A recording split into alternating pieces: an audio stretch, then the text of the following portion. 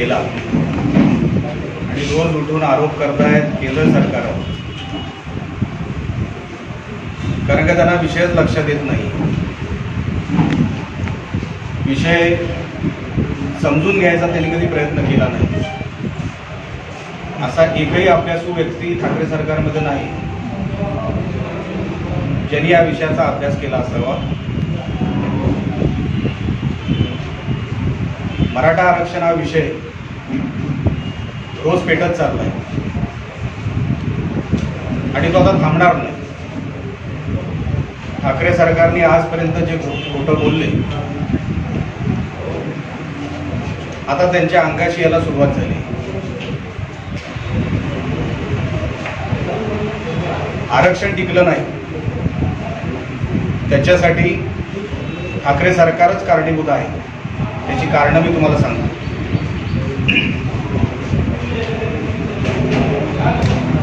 जे रेफरन्सेस द्यायचे असतात, ज्या नोंद द्यायची असतात इतर राज्यातल्या किंवा डॉक्युमेंट्स, अनेक असे रेफरन्सेस ठाकरे सरकार किंवा त्यांच्या वकिलांनी हे सादरच केले नाही. कारण का कधी संघटितपणे, कधी विचार करून अशी कुठली मराठा आरक्षणासाठी विषयासाठी कधी त्यांनी मिटिंगच बोलवली. आणि अशोक चव्हाण हे त्या समितीमध्ये असल्यामुळे आम्हाला खात्री होती मराठ्यांना आरक्षण मिळणार आणि त्यांना रिजेक्ट होणार कोर्टात. आणि तसंच झालं. मराठी ट्रान्सलेशन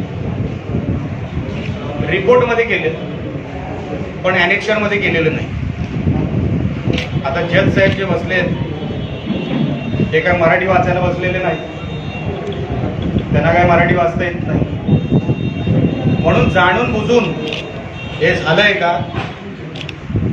ही माझ्या मनामध्ये शंका नाही, जाणून बुजूनच झालं.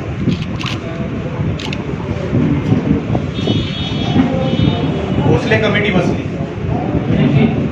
भोसले कमिटी बसल्यानंतर त्यांनी जो अहवाल सादर केला, काय होतं त्या अहवालामध्ये, जे आम्ही सांगत होतो तेच भोसले साहेबांनी सांगितलं. एकही वाक्य इकडे तिकडे नाही.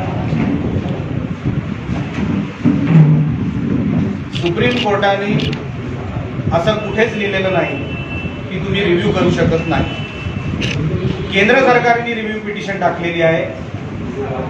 राज्य सरकारने अजूनपर्यंत जी काही काल काय परवा जी काही 9 लोकांची कमिटी स्थापन केली, कारण का त्यांना हे माहीत नव्हतं, महिना दीड महिना त्याला हे लक्षात येण्यामध्ये गेलं की मागास आयोग स्थापन करावा लागेल, मागासलेपणा सिद्ध करावा लागेल आणि तो मागासलेपणा सिद्ध झाल्यानंतर तो रिपोर्ट राज्यपालांकडे जातो, राज्यपालांकडून तो राष्ट्रपतींकडे जातो आणि 102 अंतर्गत जी काही घटना दुरुस्ती करायची ती होती. अजित पवारांना त्याच्यातलं काय रस आहे मला वाटत नाही.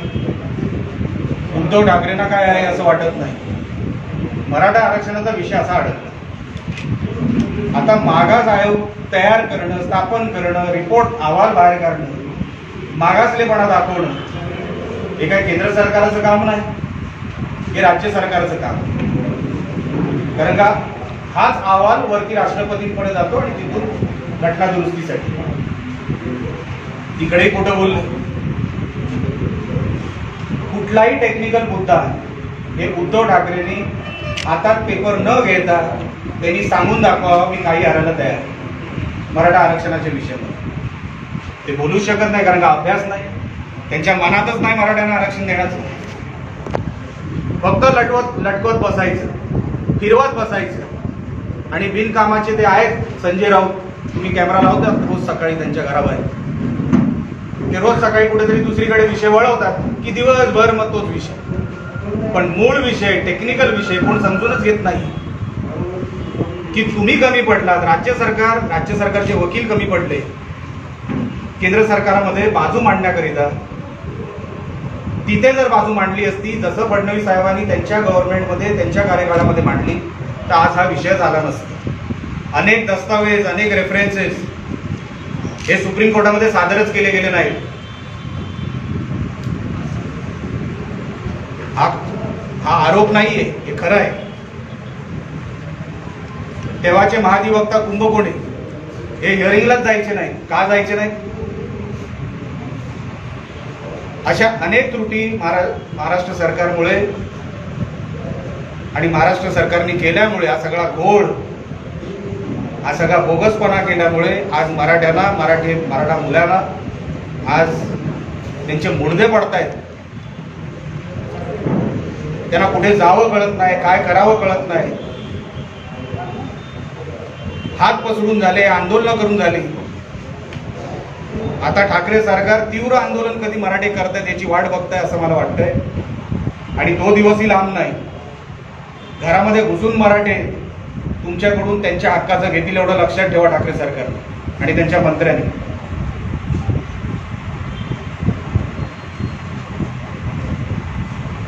अनेक नेते आता आपापल्या परीने आंदोलनाचा इशारा देत आहेत. भारतीय जनता पक्ष म्हणून आमच्यासारखे अनेक वेगवेगळ्या जिल्ह्यांमध्ये फिरून मराठ्यांना एकत्र करून एक तीव्र आंदोलन उभं करतोय. त्याची पुढची रूपरेषा ही तुम्हाला काही दिवसात कळेल. पण तोपर्यंत तुम्हाला या संदर्भात कुठलाही विषय विचारायचा असेल, प्रश्न असेल, तुम्ही विचारू शकता. मराठा आरक्षणामध्ये 2 मंत्र्यांमध्ये लढाई होते. कुठल्या? विनायक मेटे आहे आणि संजय राऊत काही सांगतात, त्याच्यानंतर अशोक चव्हाण काही सांगतात. म्हणजे त्या दोघा जिल्ह्यांमध्ये मतांतर होत आहे. कोणामध्ये? संजय राऊत, विनायक मेटे आणि अशोक चव्हाण तिघांचे मतांतर होत आहेत आज मराठा आरक्षणासंदर्भात. कसलं मतांतर? परवा बीड जिल्ह्यामध्ये विनायक मेटेंनी आंदोलन केलं. तुम्हाला काय म्हणजे ते लढतायत अजूनही, म्हणजे दोघांचे? आम्ही सगळेच लढतोय, अजून आरक्षणच मिळालेलं नाही. काय बघा, संजय राऊत काय म्हणतो त्याला आम्ही कधीच महत्व दिलं नाही. तो ठाकरेंच्या पगारावर आहे, बोलणं भाग आहे. संजय राऊत बोलले नाही तर त्यांना पगार मिळेल काय सामने करून? काहीतरी विचार करा. आणि संजय राऊत म्हणजे कोण आहे तो? काय केलं महाराष्ट्रासाठी? मराठ्यांना अपमान करायचं काम केलं फक्त. अजूनपर्यंत माफी मागितली नाही. तो हिशोब करू आम्ही नंतर. एकीकडे विनोद पाटील म्हणतात औरंगाबादवरून की मराठा समाजाला आरक्षण देण्याचं काम आता राज्य सरकारचं नाही आहे. मग त्यांच्याविषयी काय? मी आता तुम्हाला जी प्रोसिजर सांगितली ती टेक्निकल प्रोसिजर सांगितली. कोणाला त्याच्याबद्दल माहिती नसेल, आम्ही त्यांना माहिती द्यायला तयार आहोत. मराठा समाजाला आरक्षण मिळालं म्हणून आता केंद्राच्या कोर्टात चेंडू गेला असं राज्य सरकारचं म्हणणं आहे. परंतु मग भाजप सरकारच्या वतीने एक सकारात्मक भूमिका घेतली जाईल. ही सकारात्मकच आहे.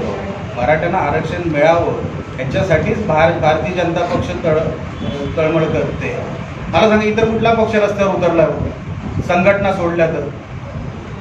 आणि केंद्र सरकारच्या कोर्टात गेलाय म्हणजे काय? आता केंद्र सरकारने काय करायला पाहिजे तर तुम्ही म्हणाल 102 कलम अंतर्गत दुरुस्त केलं पाहिजे. पण त्याची रिपोर्टिंग कुठून गेली पाहिजे? तर राज्य सरकारांनी मागास आयोग स्थापन करून गेली पाहिजे. ती का करत नाही? त्याला 1-1.25 महिना का गेला?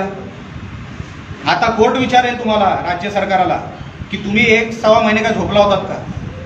तेव्हा काय उत्तर आहे राज्य सरकारचं मला बघायचं. उद्धव ठाकरे उद्या दिल्लीत जाणार आहेत या प्रश्नाची बातमी येते. काय आरती ओळायची त्यांची? काय करायचं? त्याचं काम आहे ते. एक तर घरातून बाहेर पडले ते कुठेतरी, आता ती एक वेगळं यज्ञ टाकायला लागेल की पहिल्या घरातून बाहेर तरी आले. आणि दिल्लीला जाणार आहेत तर ते मुख्यमंत्री आहेत. मोदी साहेबांनी बोलवलं असेल, वेळ दिली असेल म्हणून जात आहे. संभाजीराजेंनी आता भूमिका जाहीर केलेली आहे. जूनमध्ये त्यांचा पहिला मोर्चा निघणार आहे. तर भाजप काही पाठिंबा देणार का संभाजी? तो पक्षाचा विषय आहे. त्यांनी राजेने काय पक्षाला विचारून काय तारीख जाहीर केलेली नाही. कारण का खासदारकी भारतीय जनता पक्षाने त्यांना दिलेली आहे. त्यांनी पक्षाला विचारून जे काय करायचं ते करावं. पण ही तारीख काय आम्हाला विचारून किंवा पक्षाला विचारून त्यांनी जाहीर केलेली नाही आणि पक्ष त्याच्यावर योग्य निर्णय घेईल. साहेब, त्यांनी असाही आरोप केला आहे की गेल्या काळात भाजप सरकार आणि आता महाविकास आघाडीचं सरकार एकमेकांकडे नुसतं बोट दाखवण्याचं काम करतात. राजे काय बोलतायत ते मी ऐकतोय आणि मध्ये मी माझी प्रतिक्रिया त्यांच्याबद्दल दिली होती. की राजेंनी सगळीकडे जाऊन मराठा समाजाला स्वस्त करू नये. त्याचं कारणच हे होतं की राज्य सरकाराकडे द्यायलाच काही नाही. त्यांनी जे काही करणं जो भाग आहे तो राज्य सरकार करतंय का, हा प्रश्न राजेंनी राज्य सरकारला विचारलं पाहिजे की तुम्ही मागास आयोग का स्थापन केला आणि केला तुम्हाला 1.25 महिना का लागला. आणि त्या अहवालावर वरती तो अहवाल जाऊन मागासलेपणा जो आम्हाला सिद्ध करायचा आहे त्याच्यानंतर कलम अंतर्गत जी काही दुरुस्ती व्हायची ती त्याच्यानंतर होणार, लक्षात ठेवा. राजेंनी पहिलं राज्य सरकारला प्रश्न विचारावा की हे का झालं नाही आजपर्यंत. मोर्चा हा त्यांनी कालानगरला काढला पाहिजे की खरं बिघडवलं कोणी मराठा समाजाचं मराठा आरक्षण, तर ते ठाकरे सरकारने बिघडवलं. अहो, जे फडणवीस साहेबांनी 5 वर्ष टिकवलं यांनी घालवलं. ओबीसीचं आरक्षण घालवलं. यांना काय टिकवता आलं मला सांगा ना. अहो, देशामध्ये करोना 1 नंबर महाराष्ट्र आहे. मृत्यूदरामध्ये, केसेसमध्ये, ऍक्टिव्ह केसेसमध्ये. अहो, तिथे मुंबईमध्ये जिथे मुख्यमंत्री राहतात तिथे स्मशानामध्ये चेहरा दाखवण्यासाठी 5-5 हजार रुपये घेतले जातात. जाऊन बघा. हे काय मुख्यमंत्र्यांचं सांगताय तुम्ही. राजेंनी इतर कोणाला प्रश्न विचारण्यापेक्षा ह्यांना प्रश्न विचारा या मुख्यमंत्र्यांना, वेळ वाचेल त्यांचा. साहेब, राजेंच्या भूमिकेमुळे संभ्रम निर्माण होतोय असं म्हणता येईल. काय राजेंच्या भूमिकेमुळे संभ्रम निर्माण होतोय असं म्हणता येईल. बघा, ते काय त्यांच्या डोक्यात काय आहे हे तुम्ही त्यांना विचारा. मी माझी पक्षाची भूमिका मांडायला इथे आलो आणि तो विषय आजचा आहे. मराठा आरक्षणाचा जो प्रश्न आहे हा खरं तर न्यायालयातून निर्णय झालेला आहे. आता हे आंदोलन करून किंवा त्याच्यात पुढे सोडून देतो असं वाटतं. लक्षात घ्या, तीव्रता हे तुम्हाला कशी दाखवता येईल लोकशाहीमध्ये. प्रत्येक जण काय वकील नसतो, पण समाज आज भडकला आहे. 58 मोर्चे निघाले तेव्हा तुम्हाला कळलं ना की कोपर्डीची तीव्रता काय होती. समाज शांत आहे असं कळल्यावर ठाकरे सरकार सारख्या सरकारला कारणं मिळतात आरक्षण रद्द करायची. वकील नाही गेले तरी चालते, रेफरन्स नाही दिले तरी चालते. ही कारण आहेत ठाकरे सरकारची. अहो, आम्ही त्या पक्षात होतो.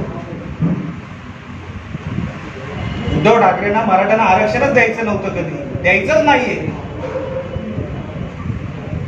हे वेळ काढतायत की तुम्ही केंद्राकडे बोट दाखवा, कारण का त्यांना माहिती आहे कोण टेक्निकल विषयांमध्ये जाणार नाही, पत्रकारही जाणार नाही.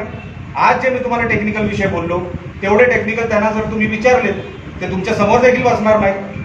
पण फक्त वेळ काढायचा, कसा तरी करोनाचं कारण सांगायचं. पण आता किती जरी कारणं सांगितली तरी आता मराठी थांबण्यातले नाहीत.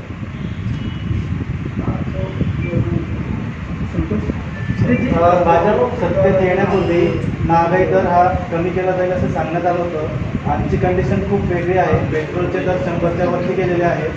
मग ती आश्वासनं खोटी समजायची त्यावरती केंद्राकडून काही उपाययोजना केल्या जात आहेत का? हा एक स्वतंत्र विषय, मला तुमच्यासाठी सेमिनार घ्यायला लागेल.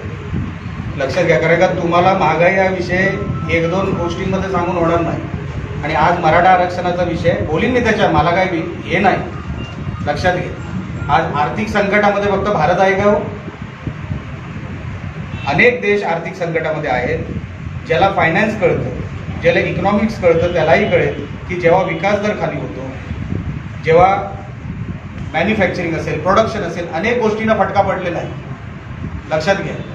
आता अनेक गोष्टींना, अनेक व्यवहारामध्ये फटका पडल्यानंतर जर तुम्हाला वाटत असेल की विकास दर पण तेवढाच असला पाहिजे, असं होत नाही.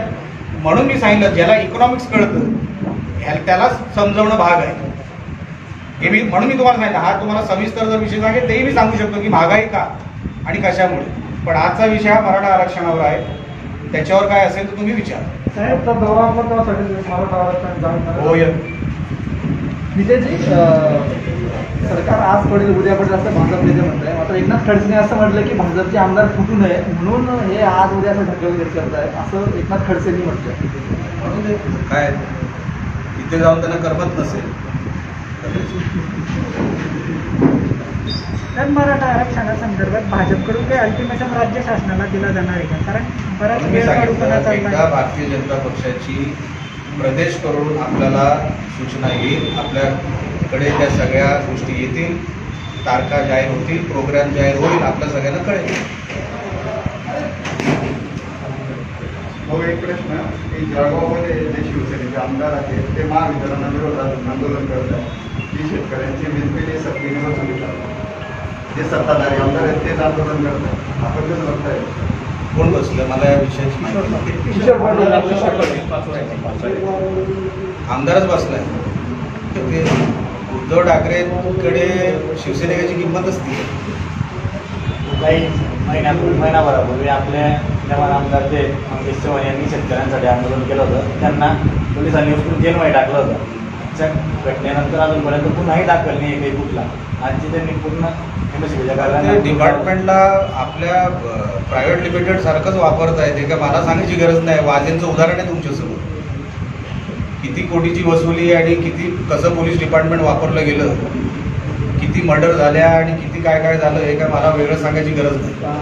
पोलीस डिपार्टमेंट हे ठाकरे किंवा पवारांचं प्रायव्हेट लिमिटेड असल्यासारखं सध्या वागत आहे. पण ठीक आहे, सरकार तुमचं आहे म्हणून वागत असेल, परिस्थिती बदलेल. औरंगाबादमध्ये शिवसेनेचे दलाल म्हणून आहेत, त्यांच्या गाडीमध्ये 35 किलो गांजा सापडला. अजूनपर्यंत गुन्हा दाखल झालेला नाही. तो मातोश्रीत पण सापडेल. जाऊ दे. चला.